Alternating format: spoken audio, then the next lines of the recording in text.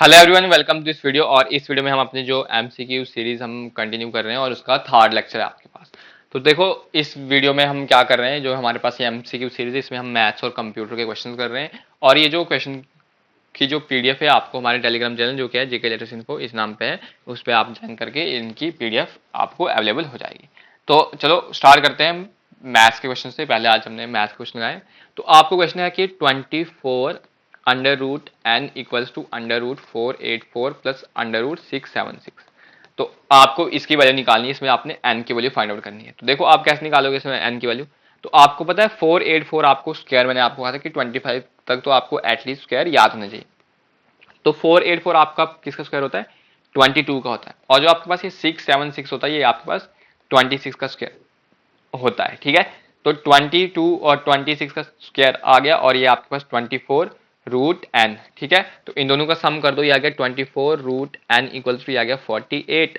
तो 24 root n equals to 48 को क्या कर सकते हो आप, ये 24 यहाँ पे, इसको हम यहाँ पे कर देंगे तो डिवाइड हो जाएगा। तो इसकी वैल्यू आ गई आपके पास एन। तो मतलब रूट एन की वैल्यू आपके पास आ गई 2।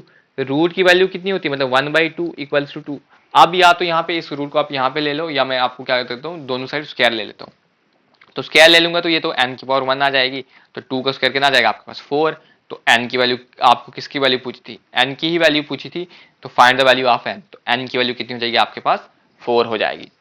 तो 4 क्या हो गया आपके पास इस क्वेश्चन का correct answer. So next question देखते हैं हम। नेक्स्ट क्वेश्चन है आपके पास, the ratio of two number is 3:5। तो रेशियो है आपके पास, मैंने आपको ये रेशियो वाले क्वेश्चन भी करवा रखे हैं, 3:5 है।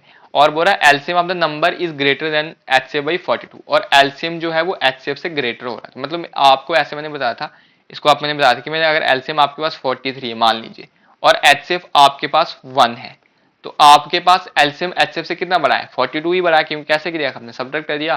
तो इसको हम क्या कर देंगे, सब्ट्रैक्ट कर देंगे। तो इसको हम आगे चीज देखते हैं। एचसीएफ तो हमें ग्रेटेस्ट नंबर निकाला। तो अब हमें एचसीएफ का नहीं पता, मैं एचसीएफ को पुट कर देता हूँ एक्स। कितना कर देता हूँ एक्स। अब मैंने आपको बताया था रेशियो इनटू एचसीएफ किसके बराबर होता है आपके पास, एलसीएम के बराबर होता है। रेशियो कितना आपके पास 3 इंटू 5 इंटू एक्स कितना हो जाएगा 15x। तो 15x क्या आ गया आपके पास, एलसीएम आ गया, एचसीएफ एक्स है। तो एलसीएम है जो नंबर का ग्रेटर देन कितना 42। तो मतलब 15x एलसीएम माइनस एचसीएफ कितना आ रहा है आपके पास 42। एलसीएम आ गया 15x, एचसीएफ आ गया x इक्वल्स टू 42। x की वैल्यू आ जाएगी आपके पास 42 डिवाइडेड बाई, ये तो 14x आ गया ना। तो x की वैल्यू आ जाएगी आपके पास 42 डिवाइड बाई 13, सॉरी 14। तो जो वैल्यू आ जाएगी आपके पास 3 के बराबर। तो x की वैल्यू आ गया आपके पास आ गई 3। तो रेशियो इंटू एच सेव करोगे तो आपके पास नंबर आएगा ना। तो आपके पास ग्रेटर नंबर क्या होंगे, एक तो हो जाएगा नंबर 3x हो जाएगा नंबर आपके पास, और एक नंबर हो जाएगा आपके पास 5x। तो बड़ा 5 वाला ही होगा। तो 5 इंटू 3 करेंगे तो कितना आ जाएगा आपके पास 15। तो 15 का होगा आपके पास इस क्वेश्चन का करेक्ट आंसर। तो देखो आपको एक प्रॉपर सीक्वेंस में आप करते जाओगे तो क्वेश्चन चाहे जिस मर्जी फॉर्मेट में आ जाए आपका, आप उसका आंसर इजिली दे सकते हो। तो इसका आंसर कितना क्या आपके पास 15। सो नेक्स्ट क्वेश्चन है आपको, ये आपको बाइनोमियल, सॉरी इसका बोर्ड मास का क्वेश्चन है। तो क्या है आपके पास 0.2 plus 0.2 minus 0.2 divide by 0.2 multiply by 0.2 into 0.2। तो इन दोनों का मल्टीप्लाई कर दो। अगर आपको ऐसे कैलकुलेशन करने में दिक्कत आती है तो इस 2 को लिख सकते हो आप 2.10 इंटू 2.10। ठीक है, तो ये कितना जाएगा आपके पास 4/100। तो मतलब इसका डिवाइड करके आ गया 0.04 मल्टीप्लाई करके। यहाँ पे मल्टीप्लाई इन दो को डिवाइड करोगे, क्योंकि बोर्ड मास बोलता है ब्रैकेट को सॉल्व करो, उसके बाद ऑर्डर नहीं डिवाइड हो जाएगा। तो ये वाली वैल्यू आ जाएगी आपके पास 1। तो ये वाली वैल्यू की जगह क्या लिख लिया मैंने 1। तो आ गया 0.2 प्लस 0.2। तो इसको 1 के साथ मल्टीप्लाई करेंगे तो वही आ जाएगा आपके पास। ये वैल्यू के यहाँ पे है माइनस है आपके पास। ठीक है, देखो दोबारा अच्छे से लिखते हैं। ये तो आ गया आपके पास 1, उसके पहले वाली वैल्यू आ गई माइनस, तो 0.2 प्लस 0.2। अब देखो ये आ गया 0.2 प्लस 0.2, इसको वैल्यू कर दोगे तो माइनस 0.04 आ गया। इस सम कर लोगे इसको आ गया आपके पास 0.40 माइनस 0.04। इन दोनों को सब्ट्रैक्ट करोगे तो आ गया 0.36। तो 0.36 आपका आ जाएगा आंसर। देखो यहाँ पे 4 आ जाता ना, तो मैंने 40 इसलिए लिखा क्योंकि आपके पास डेसिमल की साइड कितने नंबर थे, 2 थे। तो आपको सिंपल कैलकुलेशन कम करने में आ जाता है। ऐसे कर दिया तो 10 में से 4 गया आपके पास कितना आएगा 6, यहाँ पे आ जाएगा 3। तो 0.36। तो 0.36 क्या हो गया आपके पास इस क्वेश्चन का रिक्वायर्ड आंसर हो गया। अब देखो क्या बोल रहा है, 3 bell ring at an interval of 35, 45 and 105 seconds के बाद चल रही है। If they ring together at 620, 15 AM, इस टाइम पे बज रही है 6:20 और 15 सेकंड हुए। तो find out the time when they together ring again, एक साथ बजेंगे। तो कितने टाइम के बाद आ रही है? 55, 45 और 105। देखो इसको मैंने आपको कैसे बताया था, मैंने आपको देखो आपको मैंने बताया था कि 35 के टेबल में 105 आएगा, तो ये आ जाएगा आपके पास। अब आगे हमारे पास 45 और 105। तो हम 15 के साथ आता है, तो 15 तो ले लेंगे हम HCF इसका, ये आ जाएगा 3, रेशियो बन रहा है, और ये आ जाएगा 9, सॉरी 9 नहीं आ जाएगा आपके पास, ये 7 आ जाएगा। तो अब कर देते हैं 15 इंटू 3 आ जाएगा 45, तो 45 इंटू 7 आ जाएगा 40 इंटू 7 आता है 280 प्लस 31, 315 आएगा, ये आएगा 5 कैरी 3 28, तो आ गया 315। तो एलसीएम कितना आ गया? 315 सेकंड। अब देखो आपने ऑप्शन तो मिनट्स में होंगे, तो इनको मिनट में कन्वर्ट करने के लिए किसके साथ डिवाइड करना पड़ेगा? 60 के साथ। तो 5 मिनट तो आ जाएंगे, और आ जाएंगे आपके पास 15 सेकंड। 6:20 में 5 मिनट और जोड़ दो, तो आ जाएगा आपके पास 6:25 आ गया, ठीक है। और 15 सेकंड पहले थे, तो 15 और जोड़ दो, तो कितना बन जाएगा? 6:25 30। 6:25 30 सेम ऑप्शन है, बिल्कुल है। तो ये क्या हो जाएगा आपके पास? Correct answer. तो मैंने आपको कहा था कि बैलेंस के क्वेश्चन ये जो आते हैं वो सर्कल राउंड वाले क्वेश्चन आते हैं, उनमें क्या निकालना होता है? सिंपल, हमें एलसीएम ही तो फाइंड करना होता है, तो एलसीएम ही हमने फाइंड कर दिया। अब नेक्स्ट क्वेश्चन देखो, आपको ये रेशियो वाला, तो इस टाइप का रेशियो मैंने आपको निकालना सिखाया था। A ratio, B ratio, C ratio, D का है पूछा हुआ, ठीक है। तो सबसे पहले ए रेशियो बी देखते हैं, कितना है आपके पास? 5:3। बी रेशियो सी कितना बोल रहा है? 11:10।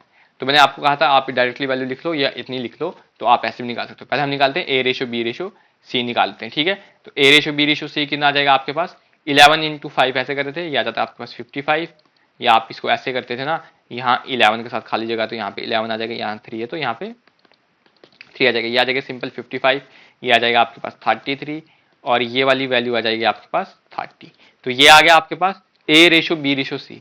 तो आप लिख सकते हो यहाँ पे A B ratio C, 55 ratio 33 ratio 30, और रेशो डी भी निकालना है हमने, तो डी की वैल्यू कितनी है? 5:6। तो ये वैल्यू यहाँ पे खाली जगह, तो यहाँ पे 30 लिखता हूँ, यहाँ पे सब के लिख लूंगा 5। तो देखो इसमें कैलकुलेशन ज्यादा लंबी जाएगी, तो इसको मैं कैसे लिखता हूँ? ए को लिखता हूँ मैं 55 इंटू 5, ठीक है। यहाँ पे लिखता हूँ 33 इंटू 5 लिख लिया, ठीक है। यहाँ पे लिखता हूँ मैं 30 इंटू 5, और यहाँ पे लिखता हूँ मैं 30 इंटू 6। देखो 5 यहाँ पे भी, 5 यहाँ पे भी, 5 यहाँ पे, तो 6 इंटू 5 लिखेंगे, तो ये यहाँ पे कितना बचेगा? मतलब 6 आ जाएगा, तो यहाँ 5 कैंसिल हो गया, ठीक है। तो 5 कैंसिल आउट हो गया, तो आ गया आपके पास 55 रेशियो 33 रेशियो 30 रेशियो 36। इसमें और कुछ कॉमन आ रहा है? नहीं आ रहा, तो ऑप्शन में है ऐसे 55 30 33 36, 55 33 30 36। तो ये आ गया आपके पास ऑप्शन बी में है, तो ऑप्शन बी क्या हो जाएगा आपके पास? करेक्ट आंसर हो जाएगा। तो ये किसका क्वेश्चन था आपके पास? रेशियो प्रोपोर्शन का था। कर लिया। ये देखो अब आपके पास बोर्ड मार्क्स का एक और क्वेश्चन आ गया, तो आपको बोल रहा है कि क्वेश्चन मार्क की जगह क्या लिखना है।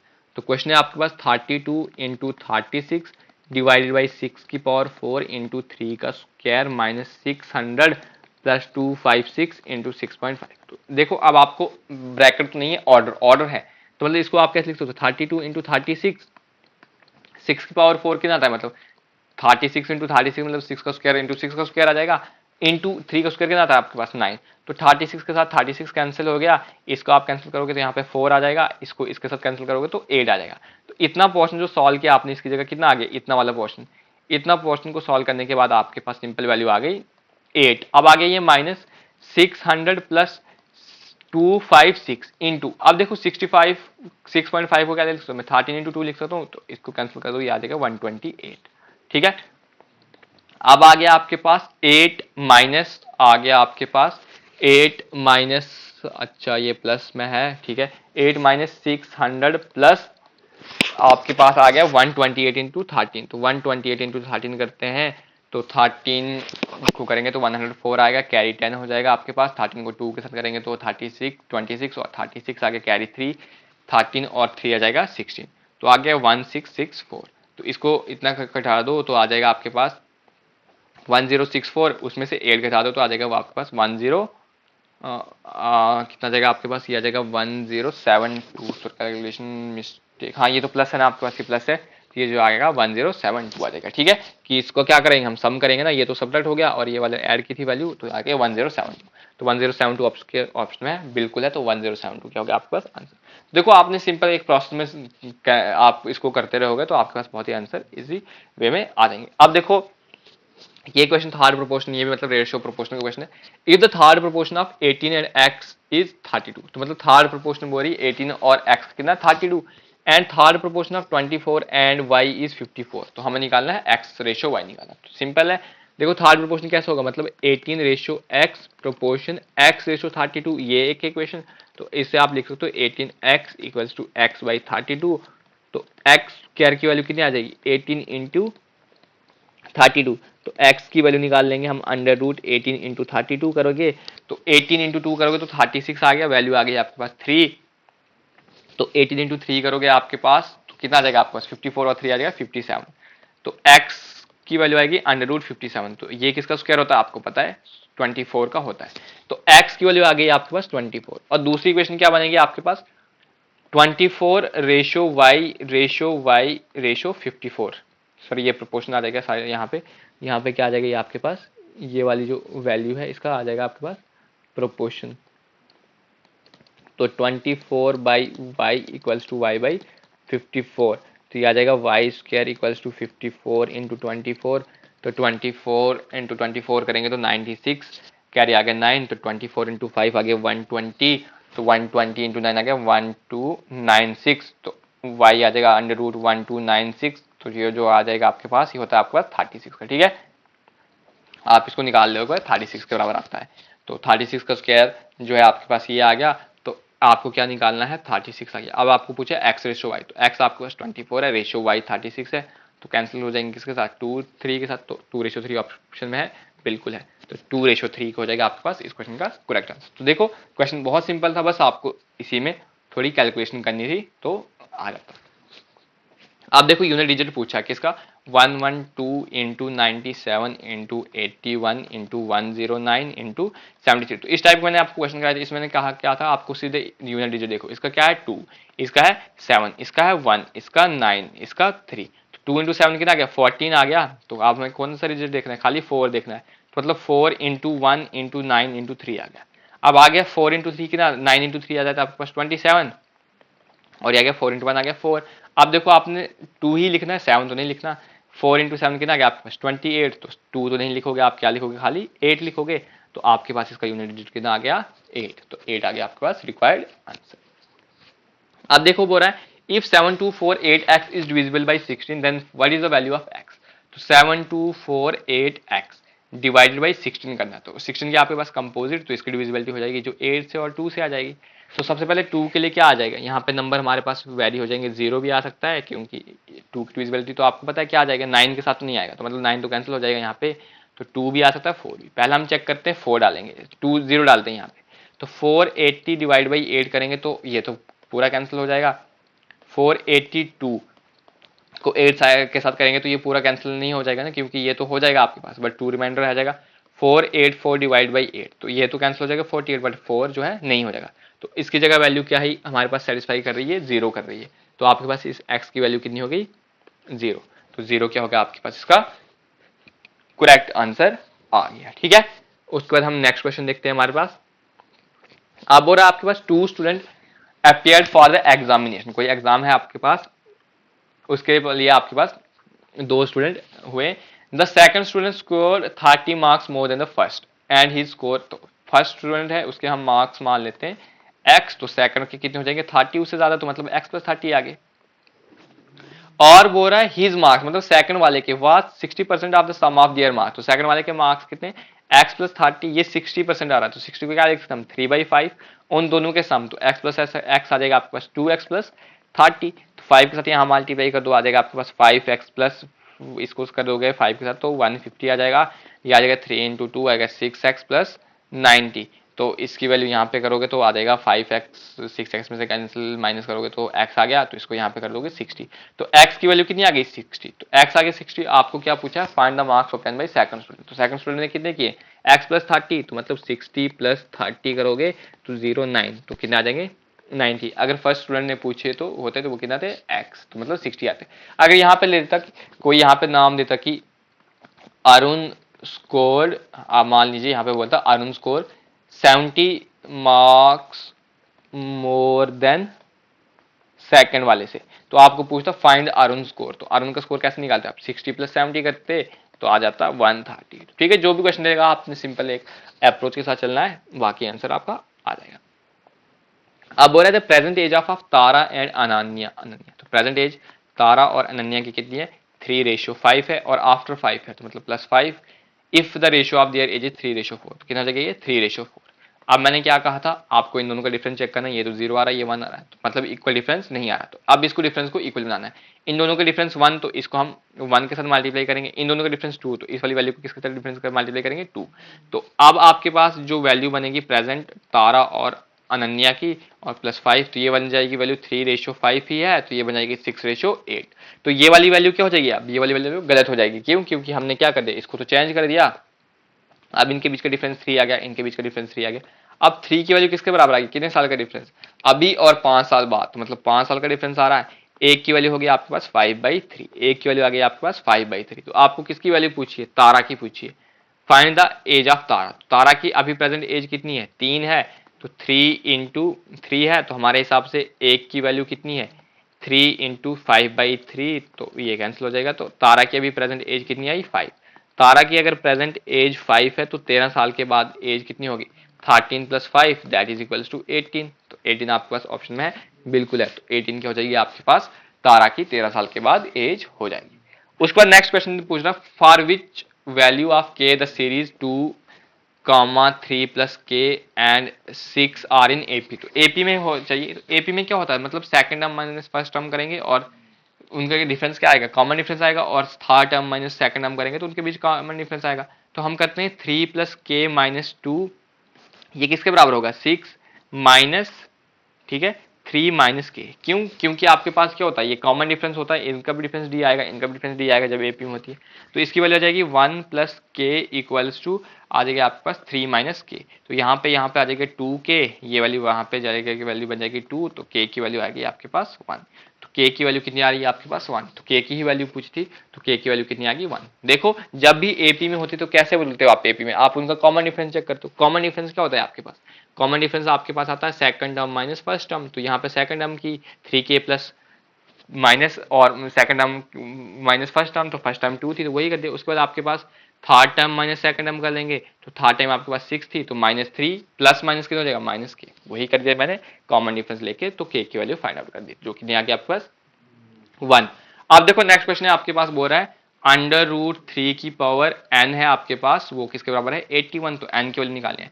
तो √ की वैल्यू कितनी होती है आपके पास 2 होती है, तो n की पावर 2 आ गई 81। तो 81 को मैं लिख सकता हूँ 3 की पावर 4 होती है आपके पास, मतलब 81 किसके बराबर होती है 9 का स्क्वायर होता है ना, तो 9 किसका होता है 3 का स्क्वायर का होल स्क्वायर, तो आ गई 3 की वैल्यू 4। अब देखो जब बेस m होता है इक्वल्स टू के लेफ्ट हैंड साइड और राइट हैंड साइड में, तो पावर भी क्या होती है बराबर होती है। तो मतलब n/2 की वैल्यू कितनी आ गई 4 आ गई, तो n की वैल्यू हो जाएगी 4 × 2 आ जाएगी 8। तो n की वैल्यू कितनी आ गई आपके पास 8 आ गई, तो n की वैल्यू आ गई आपके पास 8। तो 8 हो गया आपके पास इस क्वेश्चन का correct answer. So next question देखते हैं। अब बोला है if 20/3% of a number is subtracted from itself then result become 154, then find the 33.33% of original number. तो अब आपके पास 20/3% है किसी नंबर का, तो सबसे पहले 20/3% तो मतलब परसेंट आता है आपके पास 1/100, ये कैंसिल हो गया 5 के साथ, तो मतलब आ गया 1/15। तो 1/15 किसी नंबर का, तो मतलब उस नंबर का कितना आ गया आपके पास 15% आ जाएगा। तो वो कितना दे रखा है आपके पास 1/15, तो मतलब 15x है वो पूरा नंबर अपने आप से किया, तो मतलब कितना सबट्रैक्ट किया हमने x किया, तो कितना आया 154। तो 14x की वैल्यू कितनी आ गई आपके पास 154, x की वैल्यू आ गई आपके पास 11 आ गई। तो वो ओरिजिनल में नंबर कितना है आपके पास 154, तो ओरिजिनल नंबर निकालते हैं 15 × 11 आ जाएगा आपके पास 165।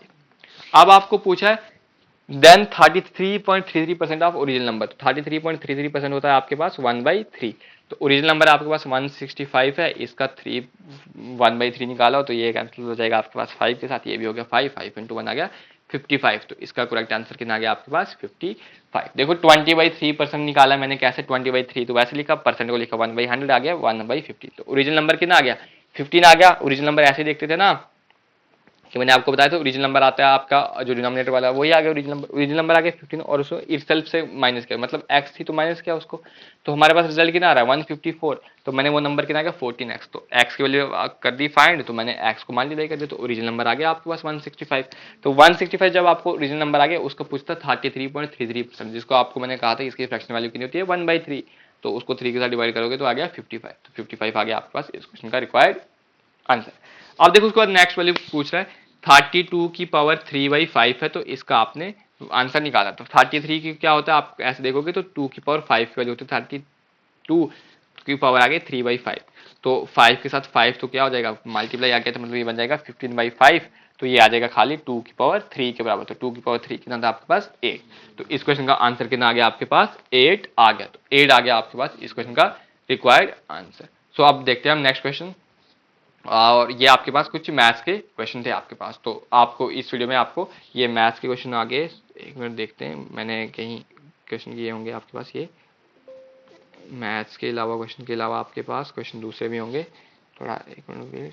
तो मैथ्स के क्वेश्चन ही आ गए यहाँ पे, मैथ्स के क्वेश्चन आ गए आपके पास।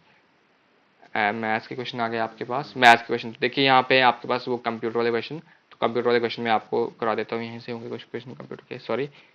तो ये गलती से वो दूसरी वाली स्लाइड खोल दी थी मैंने। तो कंप्यूटर के क्वेश्चन है आपके पास यहाँ वाले। तो कंप्यूटर वाले क्वेश्चन देखते हैं अब। कंप्यूटर के क्वेश्चन क्या आपके पास, which of the following is not a type of computer code. तो इनमें से कंप्यूटर कोड कौन सा नहीं है। तो कंप्यूटर कोड कौन सा नहीं है आपके पास। तो देखो सबसे पहले ईडिक, आस्काई, बीसीडी और ईबीसीडी। सबसे पहले आपको पता है बीसीडी, ये भी कंप्यूटर कोड होता है। मतलब कौन सा होता है, बाइनरी कोडेड डेसिमल होता है आपके पास, ठीक है। उसके बाद आपको पता आस्काई, आस्काई तो आपको पता है क्या होते हैं, American standard code for information interchange. तो आस्काई वैल्यू आपको कैपिटल स्मॉल लेटर की डिफरेंट होती है, वो आपको इंपॉर्टेंट हो सकती है, या आप पूछे या ना पूछे, बट आस्काई वैल्यू के बारे में आप थोड़ा खुद पढ़ लेना, ठीक है। तो ईबीसीडी होता है आपके पास extended binary code decimal interchange code होता है आपके पास, ठीक है। तो मतलब एडिक तो ऐसा कोई हमारे पास कोड ही नहीं है कंप्यूटर कोड। तो इसका आंसर कितना आएगा आपके पास एडिक आ जाएगा। अब बोल रहा है what does CAD stand for. आपके पास जो कैड है ये किसके लिए होती है, कैलकुलेशन एडिट डिजाइन के लिए, कंप्यूटर एडिट डिजाइन के लिए, कैलकुलेशन एडिट ड्राफ्ट के लिए, कंप्यूटर एडिट ड्राफ्ट के लिए। तो कैड जो होती है ये होती है आपके पास कंप्यूटर एडिट डिजाइन। इसको जो आपके पास आर्किटेक्ट होते हैं या सिविल इंजीनियर होते हैं, वो बिल्डिंग का डिजाइन, कोई एयरक्राफ्ट का डिजाइन, किसी का भी डिजाइन आपको करना होता है, वो किस पे करते हैं, कैड पे करते हैं। तो इसके आंसर हो जाएगा आपके पास कंप्यूटर एडेड डिजाइन। तो नेक्स्ट क्वेश्चन की ना आप क्या है आपके पास, which of the following is the technique that mark the beginning of computer communication. तो कंप्यूटर का कम्युनिकेशन किससे स्टार्ट हुआ था, यूजर एनवायरनमेंट से, बैच एनवायरनमेंट, टाइम शेयरिंग या मैसेज पासिंग। तो जो आपका कंप्यूटर का टेक्निक हुई थी जिससे आपको कंप्यूटर कम्युनिकेशन स्टार्ट किया था, वो क्या था आपके पास टाइम शेयरिंग था। उसके बाद आपके पास क्वेश्चन आ रहा है which are the following is created when a user open an account in computer system. जब आप अपना अकाउंट ओपन करते हो कंप्यूटर सिस्टम में, तो आप क्या करते हो, एसएफडी करते हो, एमएफडी करते हो, आरएफडी करते हो, सब डायरेक्टली। तो उस टाइम आप क्या करते हो, सब डायरेक्टली। सब डायरेक्टली एक प्रोसेस होता है, वो क्या करता है आपको मेमोरी में जो आप ये इन्फॉर्मेशन देते हो, वो अपना अकाउंट आपका वो सेव कर देता है। उसी प्रोसेस को क्या बोलेंगे हम, सब डायरेक्टली बोलेंगे। नेक्स्ट क्वेश्चन है आपके पास which of the following is not a type of computer on the basis of operation. तो ऑपरेशन के बेसिस में मैंने आपको कंप्यूटर की टाइप पढ़ाई थी, तीन होती है आपके पास।